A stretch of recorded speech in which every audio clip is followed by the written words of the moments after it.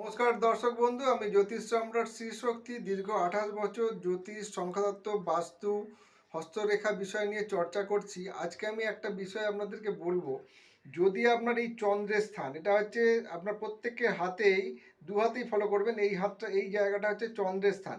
এখানে কোনো যদি তিল চিহ্ন থাকে, এখানে যদি কোনো আপনার মানে কোনো অশুভ চিহ্ন, মানে কাটা কাটা এরো এরো চিহ্ন যদি থাকে, তাহলে দেখা যাবে যে আপনার এইখানে এই রোগ বা গুণ চিহ্ন যদি থাকে, তাহলে দেখা যাবে যে এই চন্দ্রের স্থানটা কিন্তু আপনার জল থেকে বিপদ ইঙ্গিত করবে, ঠান্ডা লাগার প্রবণতা হবে, এবং আপনার মাতৃস্থানীয় বা মায়ের সঙ্গে আপনার সদ্ভাব ভালো হবে না, বা মাতৃস্থানীয় ব্যক্তির থেকে আপনি কিন্তু অনেক আঘাত পাবেন, এরকম ধরনের কিন্তু পাওয়া যাবে।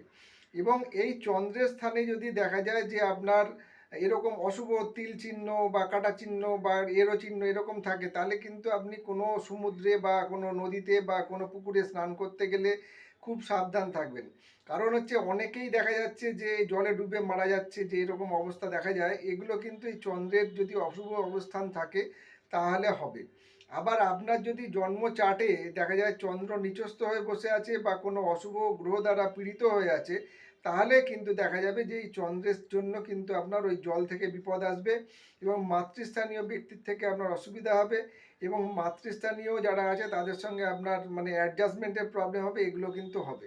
আপনারা ফলো করুন। ফলো করে আপনি আপনার আমাকে কমেন্ট করে জানান যে আপনার হাতে কীরকম অবস্থান আছে।